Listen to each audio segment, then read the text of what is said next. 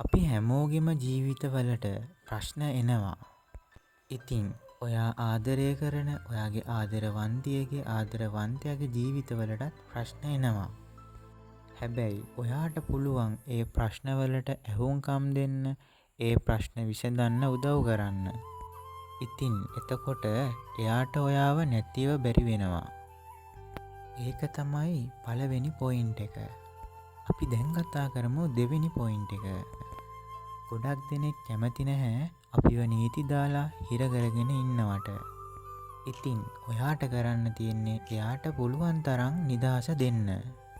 එයාට එයාගේ දේවල් එයාගේ කැමැත්තට එයාගේ පාඩුවේ කරගන්න දෙන්න.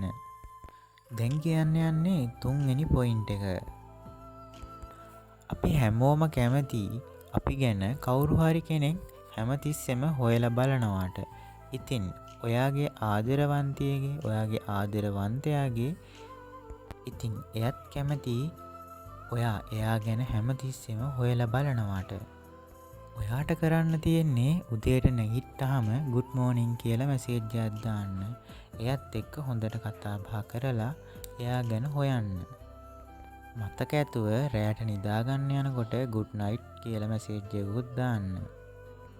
ඒක ඔයාට වගේම එයාට ලොකු සතුටක්. මොකද ඉතින් මැසේජ් එකක් දැම්මයි කියලා ඔයාගේ ඇඟෙන් කෑල්ලක් යන්නේ නෑනේ. ඉතින් ඔයත් අමතක කරන්නේ නැතුව හැමදාම good morning good night කියලා මැසේජ් එකක් දාන්න පුරුදු වෙන්න. අපි දැන් කියන්නේ හතරවන පොයින්ට් එක. එයාව ඔයා යාළුවෙක් වගේ ආශ්‍රය කරන්න. ඒ කියන්නේ ඔයා එයාගේ හොඳම යාළුවා විදිහට කතා කරන්න.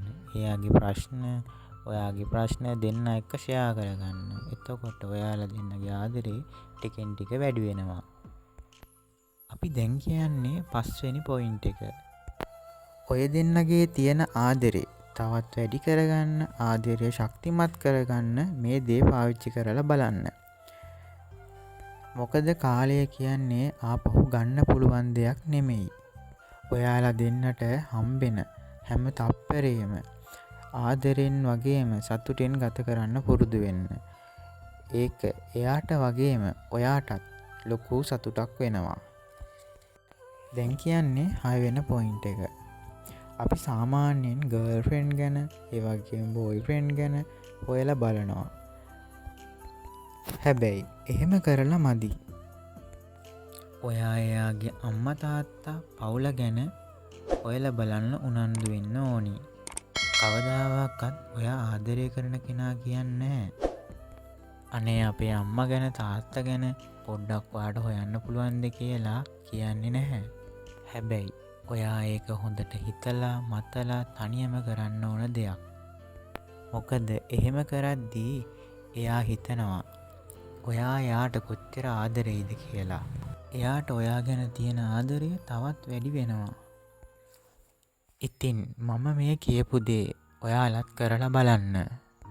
ඔයාගේ ආදරෙත් ඔයා ළඟම සදාටම තියේවි.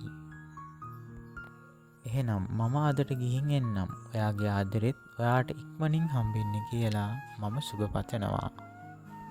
ඔයාලගෙන් පුංචි උදව්වක් මට ඕනි. වීඩියෝ එක බලලා වීඩියෝ එක හොඳ නම් ලයික් එකක්, කමෙන්ට් එකක්, සබ්ස්ක්‍රයිබ් කරන්න අමතක කරන්න එපා.